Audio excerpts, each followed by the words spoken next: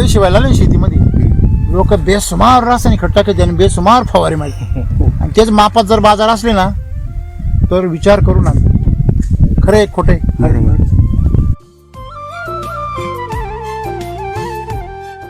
पावसाच्या पाण्यावरचं सोयाबीन एक वेळेस सुकणार नाही, मरणार नाही, सुकल पण मरणार नाही. पण तुम्ही दिलेल्या पाण्यावरचं सोयाबीन 100% मरणार. का बरं?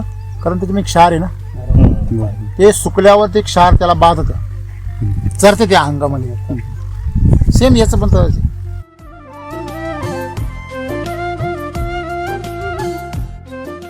ड्रॅगन करायचं, एवढं गुंतवणूक करायची, चांगला खर्च आहे याला.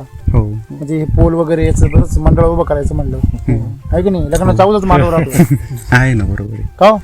लग्न नंतर आधीच मांडव एकरी 6 ते 7 लाख रुपये खर्च येतो ना. मग हे सगळं मग तुम्ही तिकडचं सगळं उत्पन्न याच्यामध्ये डिरिंग कसं काय भाऊ? हे आता मी पिकल बुवा गॅरंटी असं पहिलं डाळिंब होतं काही होतं. अच्छा बरं. आणि मग डाळिंबाच्या नंतर दुसऱ्या काही बागा लावल्या आणि मग जे उत्पन्न आहे फळबागा देऊ शकते हे कळालं. अच्छा, म्हणजे नगदी जे उत्पन्न आहे आपल्याला जर कुटुंबाला प्रगती करायची तर आपल्याला फळबागा लावल्या देऊ पाहिजे. शकते. तुमच्या कुटुंबाला कळलं. आणि डाळिंब तिकडून काढली म्हणजे वय झालं त्या बागा काढल्या, त्याच्यानंतर उत्पन्नाचा सोर्स पाहिजे होता. आणि डाळिंबामध्ये ना फवारे मार, हे कर ते कर, वैतागलेलं हे होतं सगळं नाही का. सगळं फॅमिली वैतागली होती. किती डाळिंब होती तुमची? 2 एकर डाळिंब होती. किती वर्षापूर्वी उपटले? एक 4-5 वर्ष झाली. अच्छा, म्हणजे एसटी वैदिक याच्या आतच उपटले. हा, वैदिकच्या आधी. वैदिक असतं तर मग राहील ठेवली असती असं. हा, तुमची ओळख कशी झाली वैदिक बरोबर?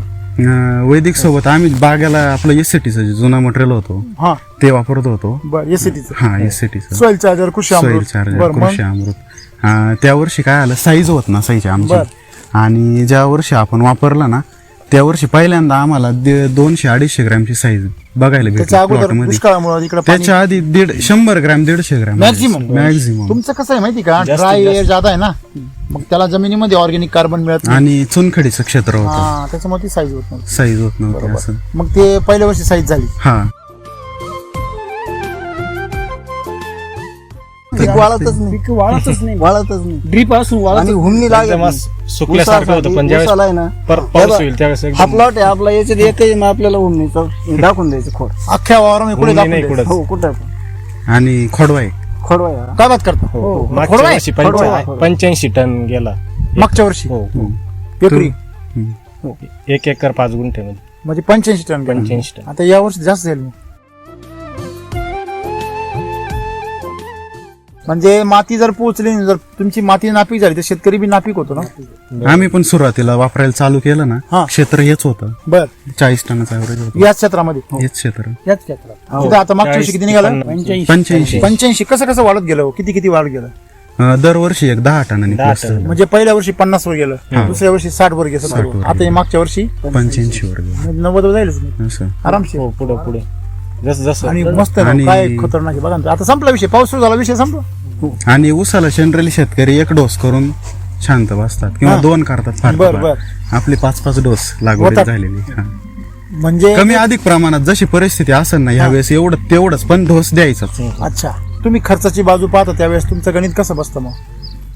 खर्च आणि उत्पन्न उसाचं. खर्च आमचा जेवढा जनरली येतो केमिकलला तेवढाच येतो. आम्ही काय जास्त करतो असं नाही, फक्त डोस विभागून देतो. अच्छा, डोस विभागून द्यायचे आपले. बर.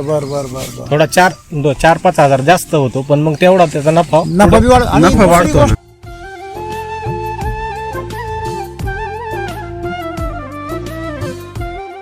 केमिकल वर गेल्यावर तुमची जमीन तर उतरत जाणार आहे. जर तुमचे एका काळी 90 टन ऊस निघत होता, तर आता तो त्यांचा 30-40 टन आलाय. म्हणजे किती प्रगती केली आहे की नाही? परत रिकव्हर करीत चाललो पुढे. केमिकल वाल्यांनी किती प्रगती केली? अधोगती झाली. आता 30-40 टनावर आणला, किती प्रगती? अधोगती झाली. मग काय त्यांना नाही कळत, पण मग आता त्यांना असं वाटतं आमची गतीची अजून.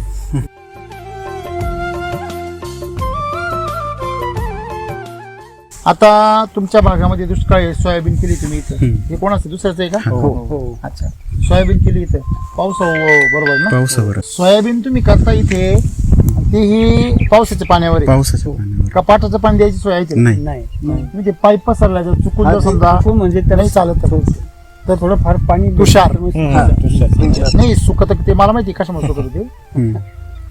ते अवघड काम येते आता. सांगायचं कसं तर हाही प्रश्न आहे. तुम्ही जे पाणी देता ना त्याच्यामुळे सुकत ते लोक तेवढ्या पुरतं हिरवं होतं, पण नंतर त्या पाण्यामध्ये क्षार एवढे आहे ना का तेच आकसून घेतलं. पावसाच्या पाण्यावरचं सोयाबीन एक वेळेस सुकणार नाही, मरणार नाही, सुकल पण मरणार नाही. पण तुम्ही दिलेल्या पाण्यावरचं सोयाबीन 100% मरणार. का बरं?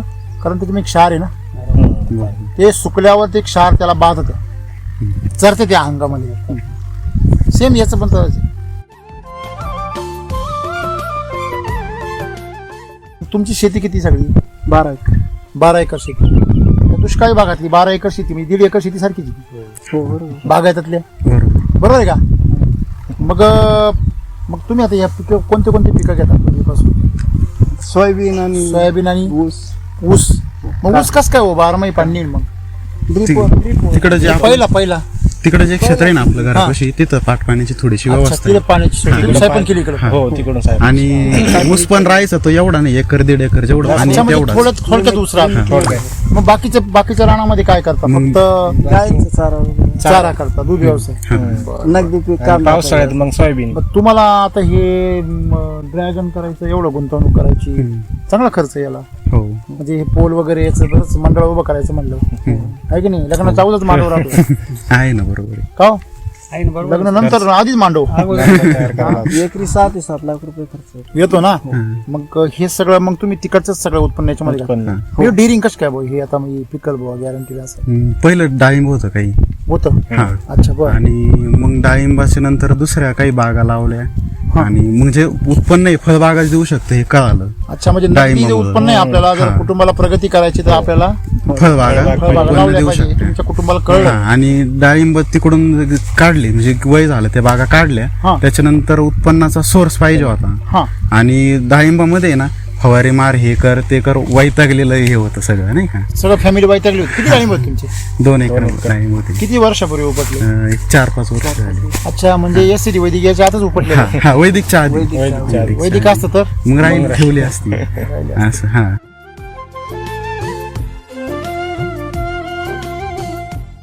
काय बदल वाटलं तुम्हाला कांद्यामध्ये, ऊसामध्ये? आता हा ऊस आहे ना आपला, गुंठ्यामध्ये रासायनिकचा दानाही न टाकता 2.5 टन ॲव्हरेज एका गुंठ्यात. उन्हाळ्यात पाणी किती? ड्रीप फक्त फ्लोचं पाणी. फ्लोचं पाणीच नाही तुम्ही दिलेलं. दाखवलं मगाशी मला की 2 लाईनला फक्त पाणी मध्ये, 1-2 लाईनला काहीच नाही. जोड होईलच पाणी, ते बी सेंटरला. तुम्ही इथं नळी टाकली हा, डायरेक्ट इथं नळी. इथं नाही. हा, ह्या दोन्ही नळ्यांमधलं अंतर किती? 9 फूट. हा, 9 फूट. 9 फूट. 9 फुटावर मध्ये कुठेच काही गारवा नाही अख्ख्या उन्हाळभर. किती महिने? पूर्ण उन्हाळ्यात. किती महिने? फेब्रुवारीत ऊस तुटलेला आहे. हा, मार्च, एप्रिल, मे, जून, आज जुलै चालू. अच्छा, म्हणजे मार्च, एप्रिल, मे, जून एवढ्या महिन्यामध्ये याला बिलकुल थेंबही नाही. बापरे. पण मग एवढ्यावर तुम्ही केमिकल जर असत तर कोणाची आहे का डेअरिंग? 50 टनाच्या पुढे गेलत नसतं असं आमचा. नाही, केमिकल वगैरे असताना अशी जर ड्रीप लाट टाकली असती मध्ये तर निम्मा उजा आला असता. हो जातोच आरामशीर. हा, ॲव्हरेजच नसतं भेटलं. बरोबर आहे ना. आणि आता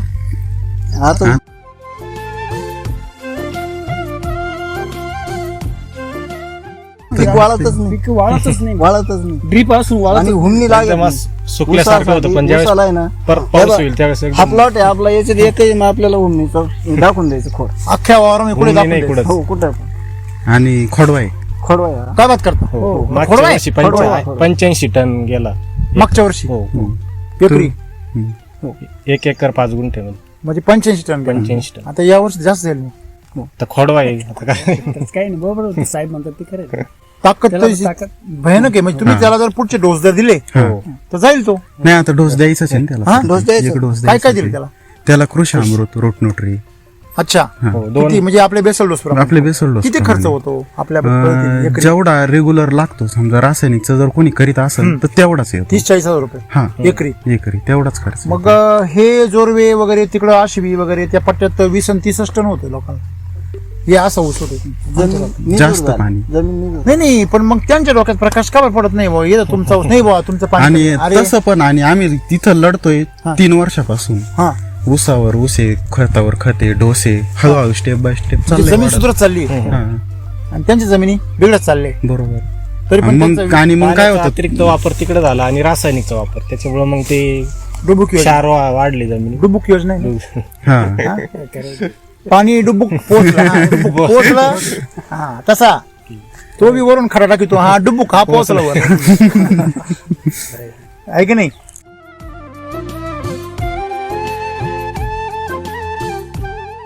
म्हणजे माती जर पोचली जर तुमची माती नापीक झाली तर शेतकरी बी नापीक होतो ना.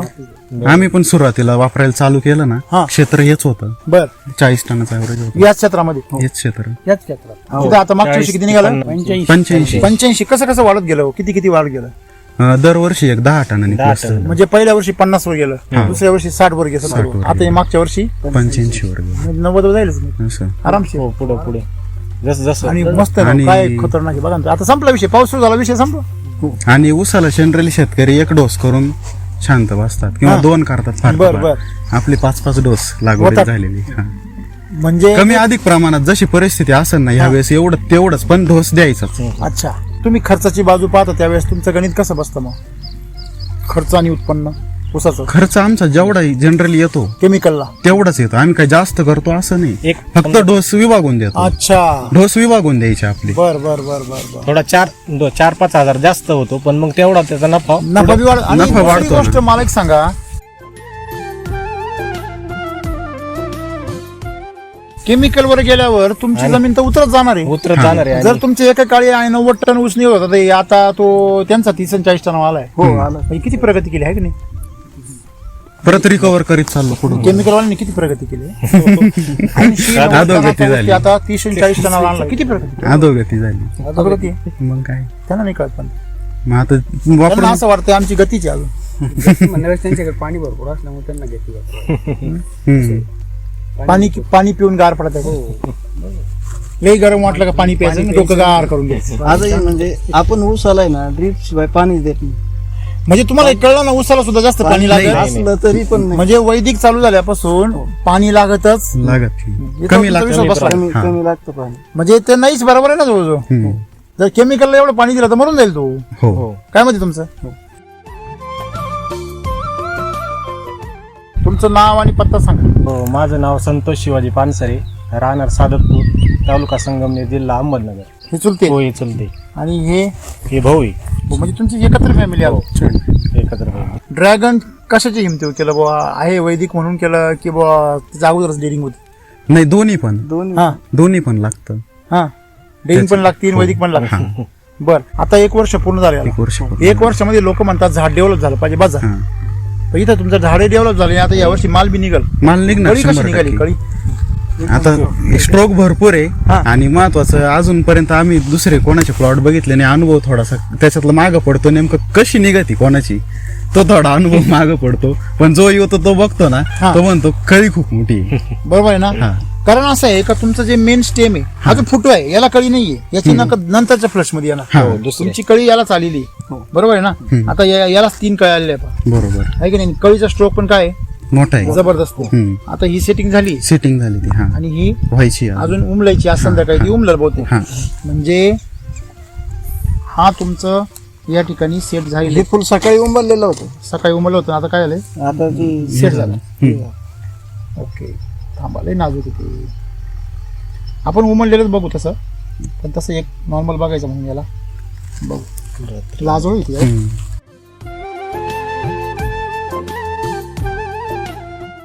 ह्याच्यामध्ये शक्यतो ते रात्री ह्याच्यामध्ये सेंट्रल आहे ना जाड हा श्री केशर झाड होतं. हा आणि हे जे बाजूला आहे ना नाजूक नाजूक हम्म.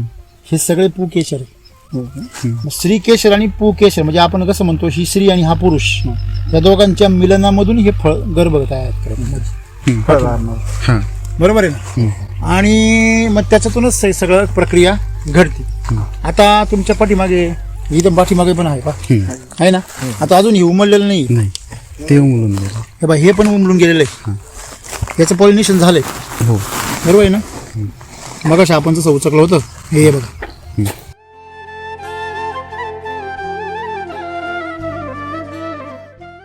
ही जी मादी म्हणतो आपण त्याला हम्म. ही मादी आहे हम्म. आणि हे नर हम्म. बरोबर आहे हे एकाच फुलात काही लोकांचं फुल काय लाल निघतं हा. आणि बारीक फुल राहतं आणि गळून जातं, त्याला लोक नर फुल म्हणतात. जसं डाळिंबामध्ये एक घंटीसारखं फुल राहतं ना, ते येतं आणि गळून गळून जातं, बरोबर आहे ना. तसं याच्यामध्ये पण काही लोकांचं घडतं. मग ते काय म्हणता, नाही हे नर फुल निघाले, मग आता मादी फुल कधी निघेल. तर तसं नाहीये ते. ऍक्च्युली कसं आहे, एक नेहमी लक्षात ठेवा, सायन्स आहे. हे जे फुलांचे प्रकार असतात, काही फुलं हे नर असतात, काही वनस्पतींचे, काही फुलं, समजा आता तुम्ही पपईचं उदाहरण घ्या. पपईमध्ये नर फुलाचं झाड सेपरेट आणि मादी फुलाचं झाड काय राहतं, वेगळं सेपरेट राहतं. वेगवेगळं. हे जे फुलं आहेत हे सिंगल, त्याला मोनोसेक्सुअल म्हणतात. मोनोसेक्सुअल म्हणजे ते एकच सेक्स, एकच सेक्स. मोनो म्हणजे एकच. आता हे जे आपण मगाशी उचकून पाहिलं मगाशी, त्याच्यामध्ये तो स्पष्ट दिसत होता. आता हे बघा, हे अजून उमललेलं नाहीये, त्याच्या पाकळ्या वगैरे सगळ्या असं मिटलेलं आहे, बरोबर आहे. तर आपण जर हे उचकून जर पाहिलं, हे रात्रीचं उमलेलंच. याच्यामध्ये हे बघा, हे बघा बघा,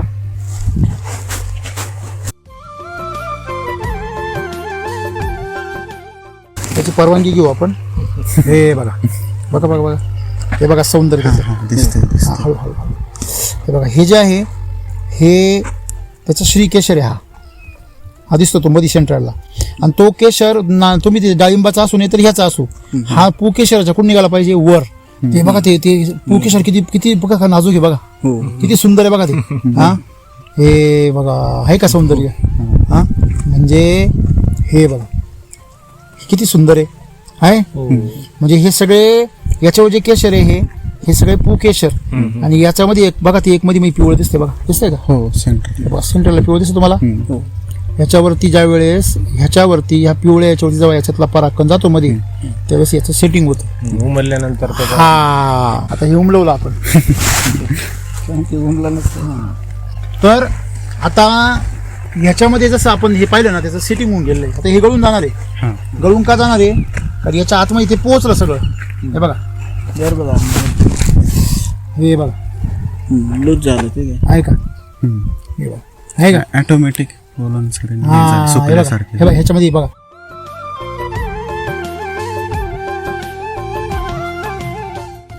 ह्याचा रंग बदललाय पहा, आहे का. सुकला ते. हा, म्हणजे आता हे सुकलं म्हणजे काय, याच्यामध्ये प्रक्रिया होऊन गेली, इथपर्यंत पोहोचली मागं.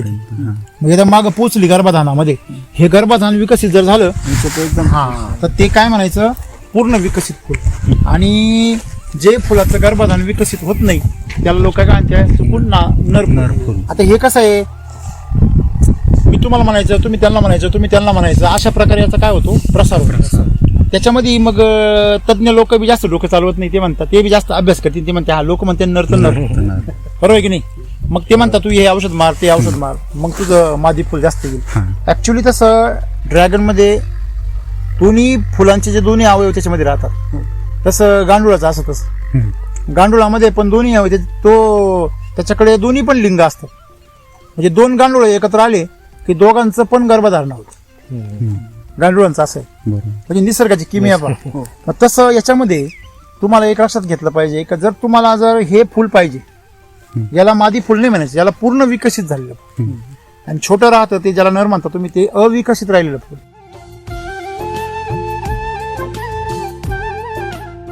फुल अविकसित का राहतं, त्याचं कारण आहे. हा, कसं बोलले तुम्ही मला सांगा, फुलाचा स्ट्रोक लहान आणि मोठा होऊ शकतो का नाही. हो असतो. का बरं असतो, पोषण त्याला Simple आहे. तसं पाठीमागून हा, भेटतं. आता मला सांग, कोणी एक मजली बांधतो, कोण दोन मजली बांधतो, कोण टावर उभारतो. हा स्ट्रोक कशामुळे येतो, आर्थिक बँकेत खळखळाट असला का स्ट्रोक किती लांब येतो, बरोबर आहे की नाही. आर्थिक आर्थिक तसं आपल्याकडे तसं आर्थिक असलं का आपण पैशाच्या नादाने मग काही पण डान्स करतो, आहे की नाही. तसं झाड पण त्याच्याकडे जे स्टोरेज राहतं, म्हणजे कार्बोहायड्रेट ज्याला म्हणतो बघा, ही जी काडी आहे, ह्या काडीमध्ये हे जे जाड तुम्ही पाहिलं ना, हे स्टोरेज आहे बघा. ह्याच्यामध्ये काय आहे, स्टोरेज. आता तुम्ही ज्याला फुलं आली ना, ते असं दाबून पहा, तुम्हाला ते नरम लागलं. बाई हे पहा, हे किती कडक आहे कडक. हे दाबा बरं, नरम लय पातळ येते. का बरं पातळ आहे, का बरं पातळ आहे. स्टोरेज गेलं फुलाकडे. आता इथं पहा, इथं ही कळी आणि ज्याला कळी आलेली नाही असं हे पात पा किंवा हे पा हे किती कडक आहे. एकदम जाड आणि हा, हे हात लावा बरं, हम्म. हे लावा. हे पातळ आणि दाबतय का तर ताकद कुठे गेली. फुलाकडे आली. हा, आता ते काय झालं, बाळ झालं ना. बाळ झाल्यावर गायीची तब्येत कशी होती. ही गाई ही आई आहे आणि हे काय आहे, बाळ. याने ते 3 बाळ दिले, हे पातळच होणार. म्हणजे याच्यामध्ये जेवढा स्टोरेज जादा तेवढा स्ट्रोक मोठं मग स्टोरेज करणं कोणाच्या हातात आहे. आपल्या शेतकऱ्याचे शेतकऱ्याच्या. कळी आण ना आपल्या हातात आहे का. नाही नाही पण आपण कळी आपोआप देणार. पण आपण तिला नाटकं करतो, ही कळी आली पाहिजे. आली पाहिजे. हा, कळी येणं तुझ्या हातात नाही भाऊ, हे कोणाच्या हातात आहे, पोषणाच्या हातात. मग ह्या झाडाची जर तुम्ही रेस्ट पिरियड मध्ये जर फांद्या मजबूत करून ठेवल्या, त्यासाठी तुम्हाला काय वाढवावं लागेल जमिनीमध्ये. खत बेसल बेसल. आतापर्यंत बेसल डोस काय काय टाकली याला, 3 वेळेस टाकला. काय काय. आतापर्यंत याच्या आधी 3 झाले, आता हा 4था झाला. बाग तुमची लावल्यापासून किती बेसल डोस केले. आतापर्यंत 4 केले. 4 की वाढीसाठी हा वाढीसाठी. धरण्यासाठी कितीचा केला होता तुम्ही. आता इथं प्रत्येक पोलाला 2 किलो कृषी अमृत. टोटल याच्यामध्ये किती गेलं तुमचं. टोटल याच्यामध्ये 20 बॅगा गेले. 20 बॅग 20 म्हणजे बॅग. जवळजवळ तुम्ही 1 टन टाकलं माल. हो 1 टन कृषी अमृत टाकलं कृषी अमृत म्हणजे ते एका झाडाला एका पोलला 2 गेलं. 2 किलो म्हणजे 4 रोपांना तुम्ही अर्धा किलो टाकलं. आणि RNPS किती टाकलं सगळ्याला. RNPS 3 kilo. 3 किलो प्रत्येकी घेतलं. हा सगळंच ओके. म्हणजे बेसल डोस तुमचा प्रॉपर गेला. गेला. आणि त्याच्या मागची डोस कशी टाकली तुम्ही. त्याच्या मागचे basal dose step by step करत वाढवत गेलो. गेले. वाढवत गेलो. 3 महिन्याच्या गॅपने वाढवत गेले. वाढवत. मग तुम्ही रेग्युलर 4 बेसल डोस टाकल्यामुळे आज तुम्ही वर्षभराने बाग एवढ्या दुष्काळी भागामध्ये झालेला आणली हा आहे का नाही. आधी पेरलं मग उगवलं. का हो इथं पेरलं लोकांनी सोयाबीन म्हणूनच उगवलं ना. हो. पेरलं नसतं तर उगवलं असतं पण पुढं उगवलं असतं. मागच्या वर्षीच हो मागच्या वर्षी. उगवलं असतं. मागच्या वर्षी राहिलेलं ते उगवलं असतं हम्म. म्हणजे तण जास्त उगवलं असतं. तसं यांनी पेरलं म्हणून काय झालं उगवलं.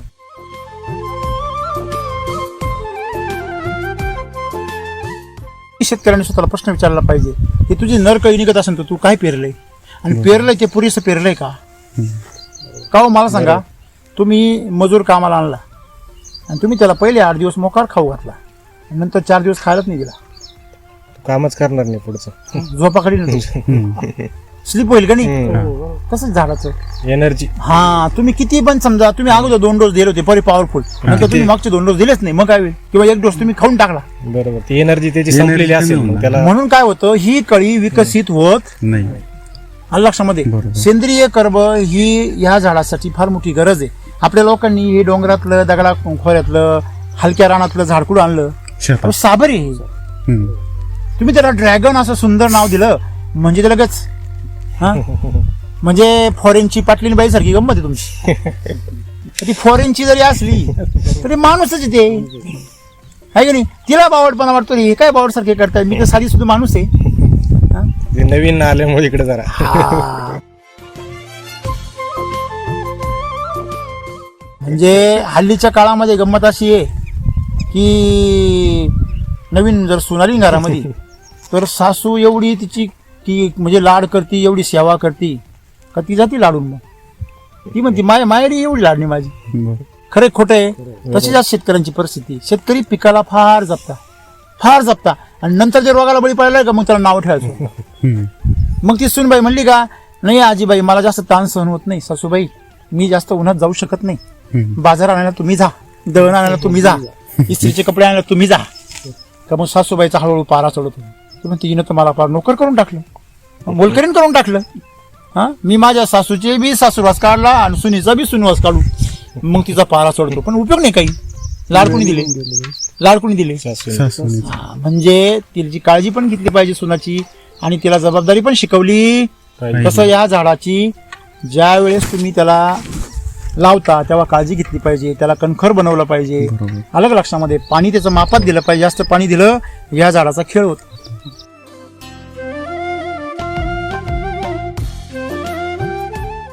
फुलधारणा होणे म्हणजे काय माहिती का, दुधाला साय आणणे.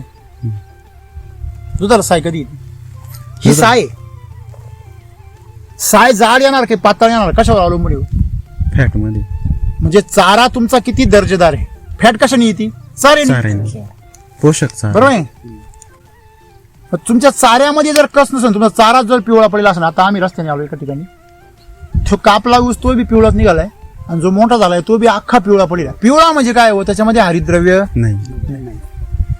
माणूस पिवळा कधी पडतो शेवटी त्याचं द्रव्य संपलं का सगळं तो पिवळा पडायला लागतो. खरे खोटे हा डॉक्टर म्हणतात नाही आता शरीर पिवळं पडायला लागलं. तसं त्या झाडाचं शरीर पिवळं पडलं त्याच्यातून काय कस मिळणार जनावरांना.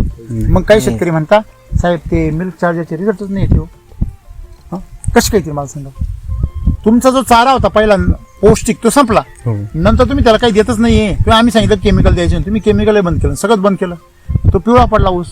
ते तुम्ही चारा म्हणून जनावरांना घालता, तुम्हाला कधीच फॅट मिळणार नाही. तुम्ही पार काही वापरा फॅट नाही मिळणार. कारण फॅट कशाद्वारे येते, चाऱ्याच्या द्वारे. बरोबर आहे की नाही. म्हणजे हे जे फूल आहे, हे फूल तयार होण्यासाठी तुम्हाला साय तयार होण्यासाठी दुधामध्ये काय पाहिजे, फॅट पाहिजे. पाहिजे. आणि दुसरी गोष्ट दूध काय केलं पाहिजे, तापवलं पाहिजे. म्हणजे याला स्टोरेज दिलं पाहिजे आणि पाण्याचा ताण बसला पाहिजे. या दोन गोष्टी फुल होण्यासाठी गरजेच्या आहेत.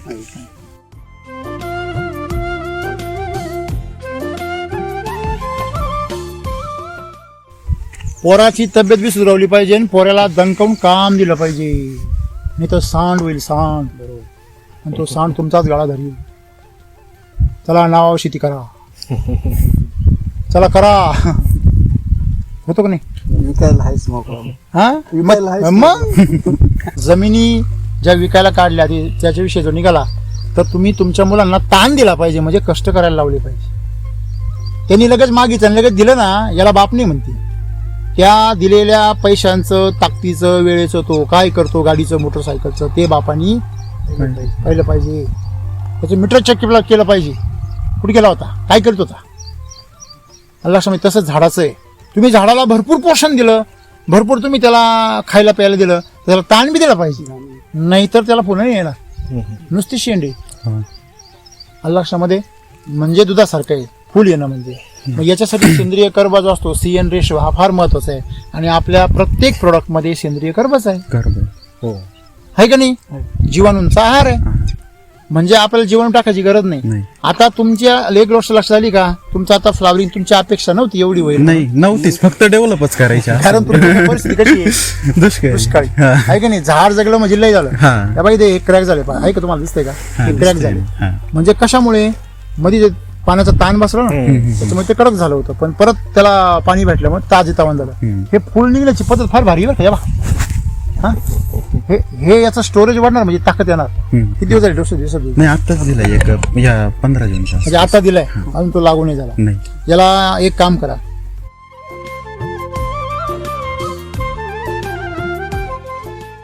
आता जे नवीन दाणेदार आलेले आहे ना त्याच्या याला ड्रेंचिंग द्या. आताच यालाय ना याची मिरॅकल आणि हे आहे ना सम्राट एकत्र करायचं, पाण्यामध्ये कालवायचं, सॉइल चार्जर घ्यायचं आणि याला ड्रेंचिंग करून टाकायचं.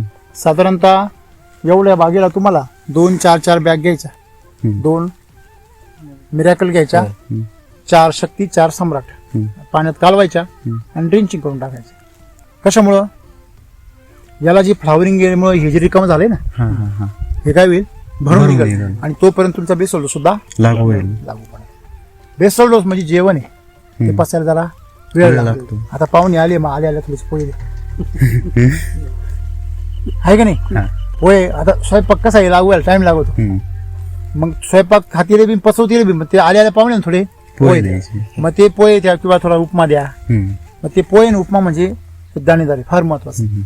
आणि दुसरी गोष्ट महत्वाची म्हणजे तुमचं असं जे पीक आहे त्याला तर पिरताना द्या, किंवा आता पाऊस होणार असा अंदाज जर असेल, किंवा तुम्ही स्प्रिंकलर देणार असेल पुढे फोकून द्या, मागून स्प्रिंकलर सोडून द्या. उद्या पाऊस देत दानादान तुमचं पीक वरती येईल. ते तर तुम्ही किती पण वापरू शकता. म्हणजे अगदी 4,000 रुपये एकरी पासून ते तुम्ही त्याला 12,000 एकरी पर्यंत खर्च करू शकता. कोरडवाहूला म्हणजे तुमची आयपत कमी आहे, मग 4,000 करा. तुमची आयपत आहे अजून 8 करा, 12 करा, तेवढं उत्पन्न काय होईल, वाढ. असं त्याचं गणित आहे. एकंदरीत तुम्ही आता जे काही इथं बघताय फुटवे बघा सर, याला किती फुटवे आहेत. हे जर काळी जर वर उचलली आपण या फांदीला बघा, मोजा. 1 2 3 4 5 6 7 8 9 10 हे फांद्या किती फुटल्या? 10. एका वरती आलेल्या फांदीला 10 आणि 10चे 10 फुटवे काय आहे? सक्षम. आणि त्या सगळ्या फुटव्यांना हळूहळू काय येणार आहे? फुलं. कळी येणार आहे. बरोबर आहे. हो. आणि कळी कुठून येते? ह्या काट्यामधून. काट्यातून. कळी कुठून येते? काट्यामधून. काट्यामधून. हे लक्षात ठेवायचं. ते आपल्याला फुल दिसतं, हम्म. काटा आणि फुल एकच आहे. हम्म, हम्म, पण एकाने तुम्ही रक्त बंबाळवते आणि एकाने तुमचा खिसा भरतो. हम्म. बरोबर आहे ना? हा. पण दोघांचं कार्य एकच. गरजेचं आहे झाडासाठी. हम्म. आणि लक्षामध्ये काट्यांचं प्रमाण घटलं की फुलांचं प्रमाण घटणार. हम्म. आणि लक्षामध्ये काटे जेवढे काटक तेवढे तुमची फळं सुद्धा जोमदार.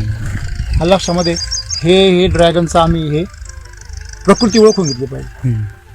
दुसरी गोष्ट याच्यामध्ये कसं आहे, ड्रॅगनच्या बाबतीत तुमचा अनुभव असं, तुम्ही म्हटले मला अनुभव कमी आहे. हम्म. तर ही शेती अतिशय सोपी आहे. पण प्रॉब्लेम काय आहे, याचे पैसे होतात ना. हा. पैसे जास्त होतात, त्याच्यामुळे त्याला आकर्षित करणारे लोक पण काय आहे? जास्त आहे. मग जेवढे जास्त लोक आकर्षित होतात तेवढे गोंधळ जास्त निर्माण करतात. आपण म्हणतो ना 3 तिगाडा काम बिघाडा.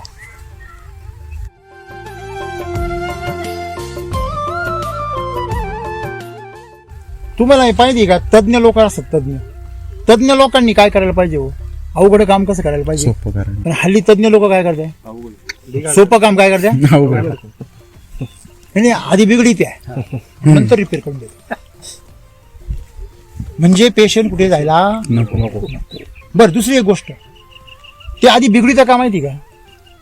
जर तुमचं काम सहज बरं झालं, हम्म. हे तर मलाही कळलं असतं. मग आपण त्याला माहिती, एवढं सहज जर करून दिलं तर आपलं काही व्हॅल्यूच नाही. मग ते काय करतं, शहरामधल्या रिक्षावाल्यासारखं मागच्याच गल्लीत जायचं राहतो, पण 3-4 असे वळणं घेऊन 4-5 ठिकाणी फिरून आणि मग ती नेऊन पोचतो. हा. तुम्ही तेवढं त्यांनी जर नेऊन घातलं असं, तुम्ही म्हणले हे इथून एवढं घेऊन आला 50 रुपये मागतो, 10 रुपये आपले गावाकडचे लोक. बरोबर आहे की नाही? त्यालाही माहित राहतं, याच्या डोक्याला डोकं लावण्यापेक्षा थोडं पेट्रोल खर्च करू, त्याला थोडं फिरून आणू, त्याला नंतर केव्हा कळायचं आपण कोणी ते. आणि मग ते गेलं घरी, पाहुणे गेलं, बसलं खाली, ते म्हणतात कुठून आले तुम्ही? मग रिक्षातून आले. किती पैसे घेतले? 50 रुपये घेतले. अहो काय असे तुम्ही पायी चालत आले असते, एकदम जवळ होतं. 5 मिनिटात आहे का नाही? असं आहे. म्हणजे तज्ञ जे आहेत आमच्याकडचे रिक्षावाल्यासारखे झाले. हम्म. बरोबर आहे की नाही? ते आता विषय असा आहे, त्याच्यामुळे प्रत्येकाने स्वतःच आपल्या बागेचं तज्ञ होण्याची गरज आहे. दुसरं काही नाही. काय होतं त्याच्यामध्ये, पैसे जाऊ दे त्याला, बिचारायला 2 पैसे त्याच कुठून चालतं, पण त्याचा ते पुढं करता करता कधी कधी शेतकरी दिवाळखोरीत नाही. निघतो. बरोबर आहे की नाही? आणि चांगलं काहीतरी करीत राहतो ते बिघडून जातं. एकंदरीत तुम्हाला बागेचं डेव्हलपमेंट बघून, लोकांची बाग बघून काय वाटतंय? ग्रोथ चांगली आहे. काय केलं तुम्ही विशेष? याला काय केलं? विशेष काहीच नाही. आपले जे बेसल डोस रेग्युलर जसं सांगितलं, उसाला स्टेप बाय स्टेप दिले, तसेच याला बी स्टेप बाय स्टेप दिले. तुम्हाला मी बघतोय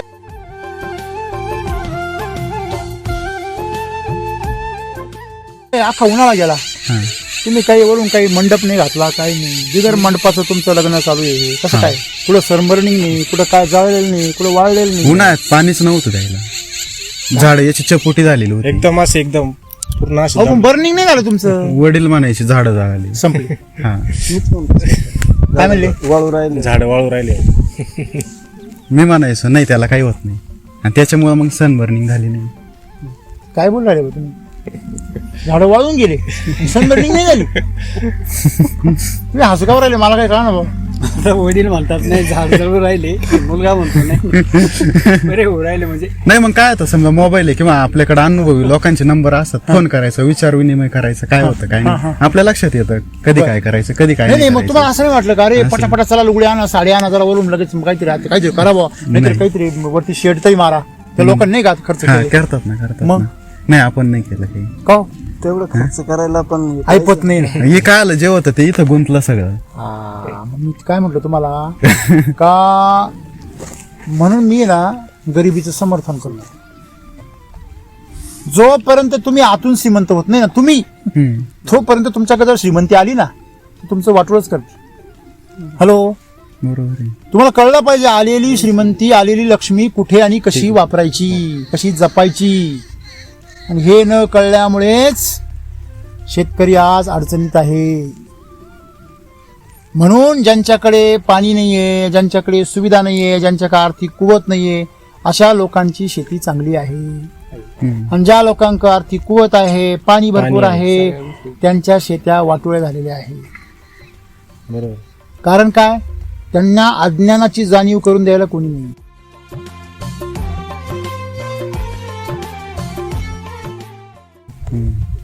आणि ते स्वीकारत नाही आम्ही अज्ञानी. ते म्हणजे आम्ही अज्ञाना सुद्धा आम्ही बंगला कसा बांधला असला. तो बंगला कसा जेव्हा बांधतो आम्हाला माहिती नाही. त्या बंगल्याला परत कलर द्यायची तुझ्यात वास नाही. मग अशी आम्ही एका घरापासून प्रवास करत होतो आणि त्याच्या पाठीमागं कारल्याचा प्लॉट होता का तो दुसरा वाहून गेला. तो पण कारल्याचा होता. अक्षरशः कारल्याचा प्लॉट उभा जळून गेला. उभा, पाणी नसल्यामुळे नाही, रासायनिक खतांमुळे, औषधांमुळे, रोगांमुळे. त्याचं म्हणणं आहे लाल कोळ्यामुळे जळाला, त्याचं म्हणणं आहे रोगामुळे, करप्यामुळे जळाला. अक्षरशः काडी पान काहीच नाही, सगळ्यांचा कोळसा झालेला. आरपार घराच्या मागे बिन पुढे बी पूर्ण तो बाग दिसत होता, पूर्ण जळून गेला. उभा बाग जळून जातो. तुम्ही शेतकरी आहे का खाटीक आहे? बरोबर. ते तर प्लस तो शेतकरी एक वेळेस मी असं म्हणलं त्याने एखाद 2 कारले तोडली असतील.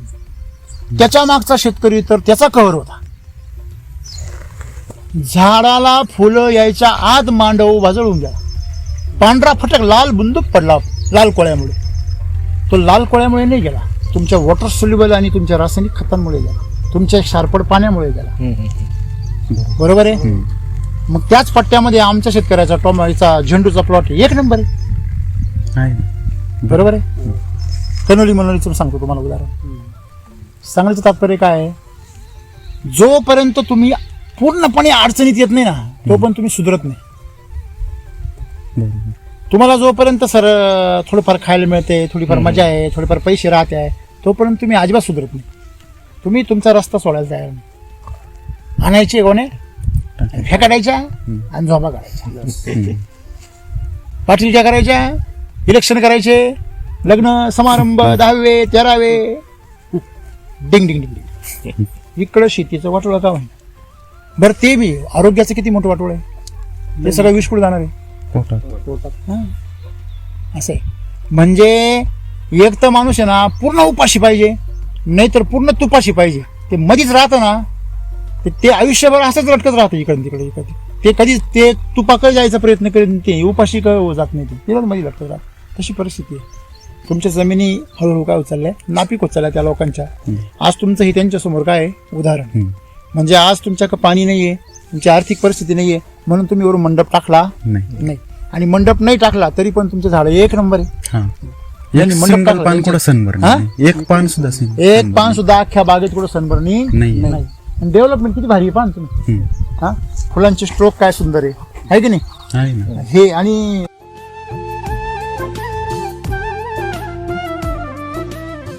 म्हणजे आपण जर डेव्हलपमेंट पाहिली तर फ्लावरिंग आता काही ठिकाणी चालू झाली, काही ठिकाणी पूर्ण आली होती, काही ठिकाणी काही सुरुवात झाली. 4 निघाली. बरोबर आहे ना. तुम्ही जर ते शिलाजीचं हे जर केलं ना तर हे आणखीन ताकदीने निघेल. बरोबर आहे. म्हणजे तुम्हाला आता जी अपेक्षा आहे की बाबा 2-4 टन निघेल, तर तो डायरेक्ट दुपटीने वाढेल. म्हणजे आता गाडी वेग घेऊन राहिली. तुम्ही आता जर गिअर चेंज केला ना, पेट्रोल दिलं ना, ती गाडी आणखीन काय घेईल, वेग घेईल. किती सुंदर आहे पहा. काय ताकद हे. हा डोम आहे ना, हा डोम जेवढा मोठा ना तेवढा तुमचा गर्भ काय होतो, मोठा होतो. ही ताकद याची, ही ताकद आपण ओळखली पाहिजे. आणि तुम्ही एकदा फुल आल्यावर त्याची साईज नाही वाढू शकत नाही. यायच्या अगोदर सुंदर निघाली फ्लावरिंग. म्हणजे थोडक्यात तुमच्या झाडांचं जगणंच तुमच्यासाठी फार मोठी गोष्ट आहे. काय तुम्हाला आहे. आणि उत्पन्नाची एक अपेक्षा नव्हती, पण निघलंय, चांगलं निघलंय. ह्या कळीची कंडिशन जर पाहिली, ही कळी पाहिली का तुम्ही, एकदम कडक आहे पहा, एकदम कडक आहे. आणि ही कळी ज्यावेळेस लाल पडते आणि गळून जाते त्यावेळेस ती कुपोषणाची बळी पडलेली असते. म्हणजे झाडाला असं वाटतं की माझ्याकडे स्टोरेज आहे म्हणून ती कळी काढतं, परंतु नंतर वातावरणामध्ये बदल होतो, त्या झाडाची ऊर्जा खर्च होते किंवा त्याला पाणी व्यवस्थापन चुकतं. मग ते झाड काय करते, ती कळी पोसवायचं बंद करून टाकते आणि ती बारीक लावून जाते. मग या ठिकाणी आपण जर पाहिलं तर तुमच्या झाडाचे जे काही स्टोरेज होतं उन्हाळ्याचं ते मजबूत असल्यामुळे, त्याला भरपूर ताण बसल्यामुळे आज तुमचं झाड एकदम निरोगी नाही तर किती नाटक करा. तुमची जमीन बी काळीच आहे ना, बघा ना तुम्ही खाली. जमीन कशी आहे? काळीची. काळी. पण तुमच्याकडे हे सगळं असण्याचं कारण काय? वेळेवर बेसल डोस. हे काय आता कळ्या निघू राहिल्या, खतरनाक कळ्या निघू राहिल्या.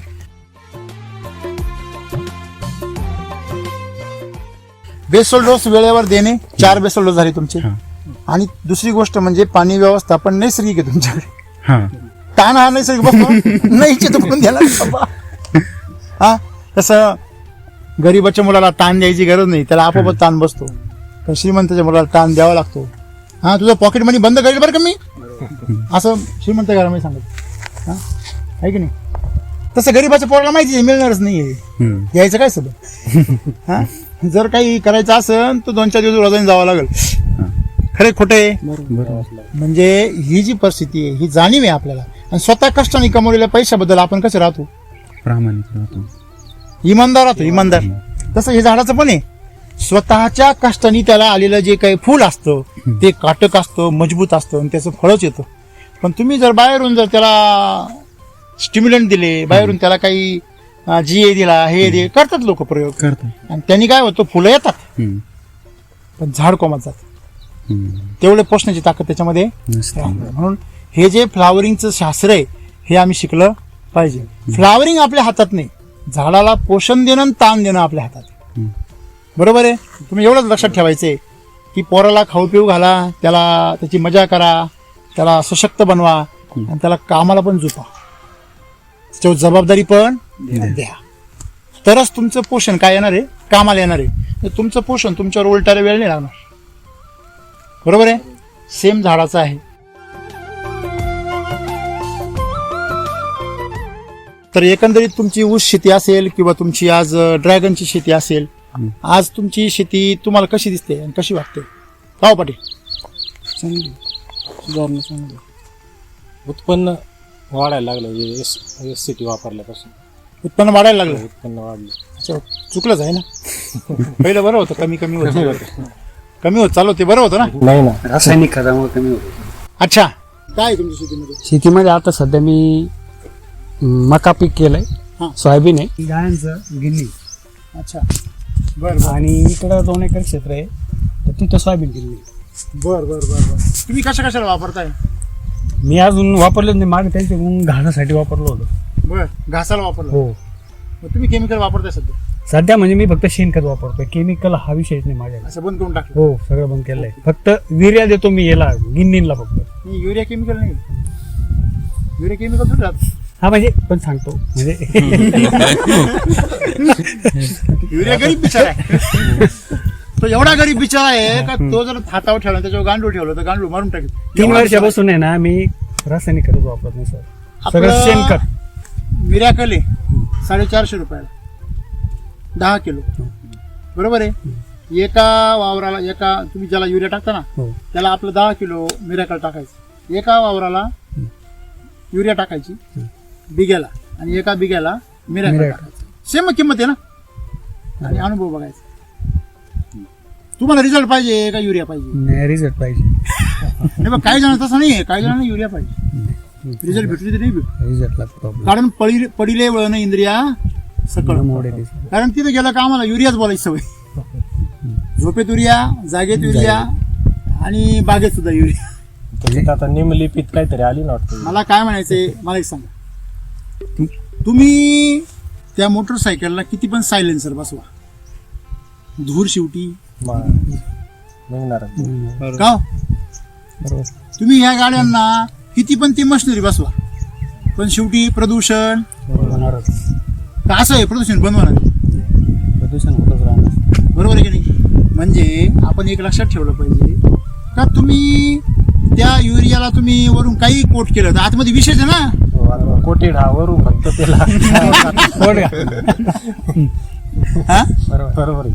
बरोबर आहे की नाही? बरोबर, आतमध्ये विषय. आतमध्ये विषयच आहे. आणि ही समस्या ही नाही आहे का वापरलं पाहिजे का नाही वापरलं. समस्या ही आहे की प्रकृतीला ते नकोय आणि मग तुम्ही देताय का तुम्हाला सोपं आहे म्हणून देताय तुम्ही, पण प्रकृतीला ते नको आहे. बरोबर आहे?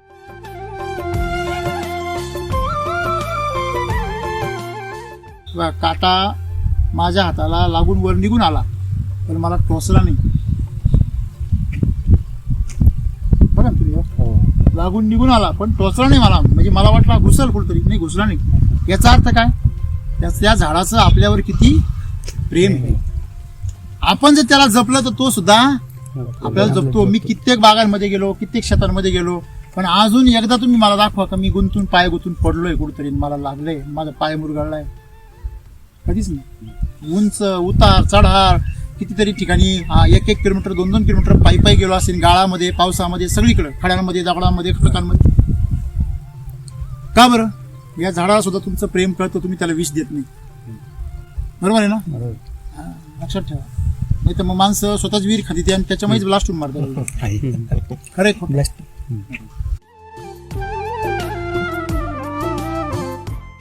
आपण आपल्या शेतीच्या बाबतीमध्ये पैसा म्हणून पाहतो, त्याच्याकडे प्रेम म्हणून पाहिलं.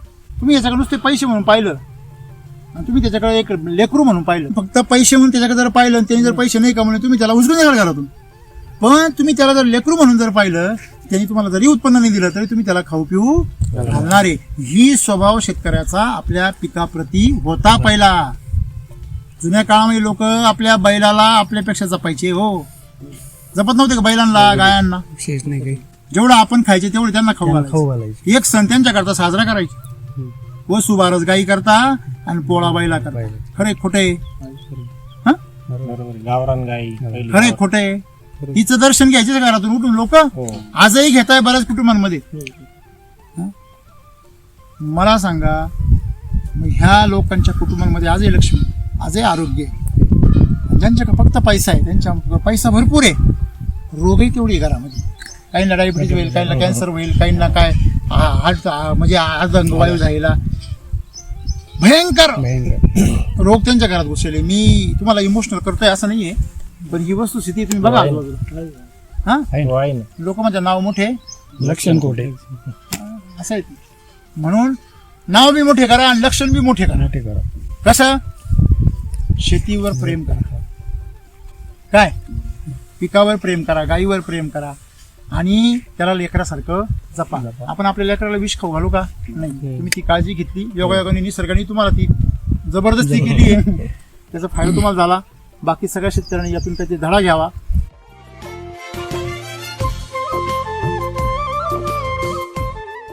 हे असं झालं ना, हे उन्हाळ्यामध्ये असं झालं होतं. असं पिवळा पण आलता. हा. आणि आता परत हिरवं झालं. हे असं सुकून गेलं होतं ना. म्हणजे सांगायचं तात्पर्य काय, लय वर आहे बा सुकलं आहे का? त्याचीच फांदी. त्याचीच फांदी आहे ना. मग बघा आता हे बघा, हे पूर्ण वाळून गेलंय, चिपटी झाली पा. पण नेलंय काय? लावावर याच्यामध्ये जीव आहे, फक्त पाणी नाही. परंतु जे सनबर्निंग होतं त्याच्यामध्ये पाणी असतं पण जीव नसतं. का बरं? त्याचं मी केमिकल असतं. म्हणून मी शेतकऱ्यांना आवर्जून सांगतो, बाबांनो, ड्रॅगन शेतीमध्ये बिलकुल केमिकल वापरू नका. काय म्हणजे तुमचं? नाही, वापरलंच नाही कुठलं बोलतोय पाहिजे. का? अजिबात. व आपल्याच कंपनीचा वापर म्हणून म्हणतोय का? हे पाहिलं काय फांदी? हा, हे बघा झाड किती आहे. याला माल निघेल तेव्हा कसा निघेल? हा,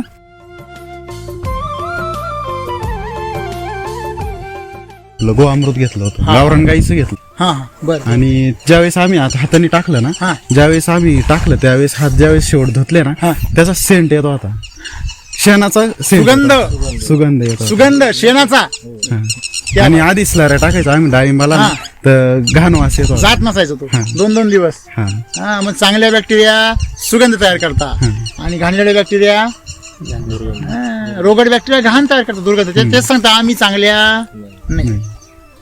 या आता सांगताय की आम्ही चांगले आहोत. तसं तुम्ही हे वापरा नवीन आता. हा. आणि तुमच्या मुळ्या पण खाय जबरदस्त आहे. बघा ना तुम्ही, मुळ्यांची डेव्हलपमेंट काय खतरनाक आहे. याच्यावर बघा एकदा, बघा ती मुळ्यांची डेव्हलपमेंट. हा, लाजवाब एकदम, आहे की नाही? नाही नाही काय. पूर्ण म्हणजे त्याने त्याला पूर्ण कव्हर केलंय.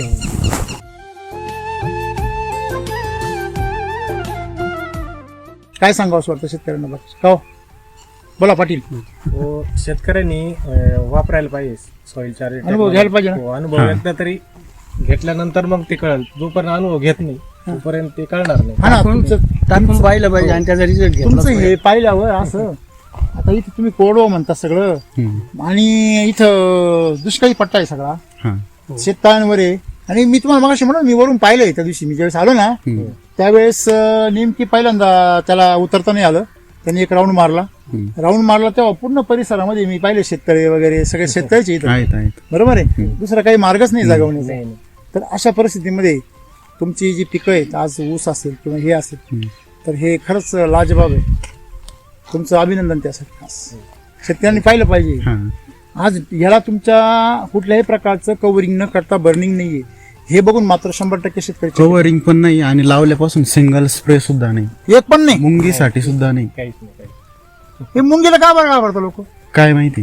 हा, हे जे मुंगळे आणि मुंगे आहेत ना, तुम्ही कबुतराचे शिकारी आहे का?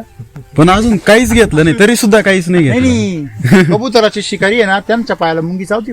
हा, अशी गोष्ट आपण लहानपणी ऐकली, ती जास्त मनावर घेतलेली दिसते यांनी. मुंगी काही करत नाही. आलं लक्षामध्ये. तर कसं असतं, त्याच्यावर येणारे जे काही समजा काही रस असतो किंवा काही कीटक असतात बाकीचे, त्यांच्या शोधामध्ये ती येत असते आणि तिच्या त्या प्रतिकार यंत्रणेचा ती एक काय भाग आहे.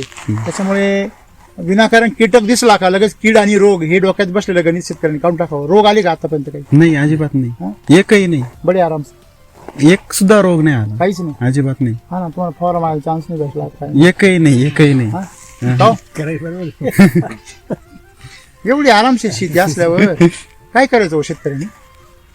ज्यावेळेस आपण याचं रोप लावलं ना, हा, त्याच वेळेस त्याला डोस दिला. तिथूनच सुरुवात होती. पहिला डोस तिथून. बाळसच नाही मोडून दिला तुम्ही. हा, लोक विचार करतात थांबा तुम्ही नवीन आहे, नंतर करू, करू आहे की नाही. 500 पोल लावायचे ना, 1000 पोल लावून ठेवत्या हा, आणि सगळे उपाशी माहिती. बरोबर. मी म्हणतो 500 लावायचे तर 100च पोल लावा, पण असे लावा का गावात चर्चा झाली पाहिजे. काय वाटतं तुम्हाला? झालीच पाहिजे. हा,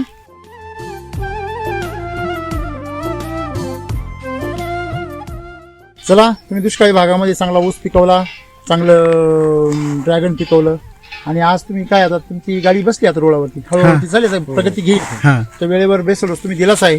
वरून तुम्ही थोडं ड्रिंचिंग करा, हा, दाणेदारचं, आणि मिरॅकल बघा परत. चालेल ना. हा, हो, नक्कीच. हा, मिरॅकल दिला तुम्ही, तुम्हाला शक्ती मिळेल, आहे की नाही. शक्ती मिळाली तुम्ही सम्राट होशाल, असं. नक्कीच. ठीक आहे.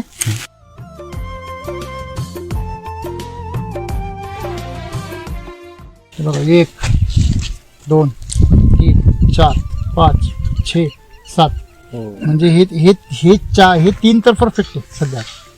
लगेच हातात हो. याला जर पोषण मिळत राहील पुढचे पण काय होणार लगेच सेट होणार. म्हणजे फक्त सुरुवात आहे. हे जे नवीन निघाले ना, ही सुरुवात आहे फक्त. आगे देखो होतं.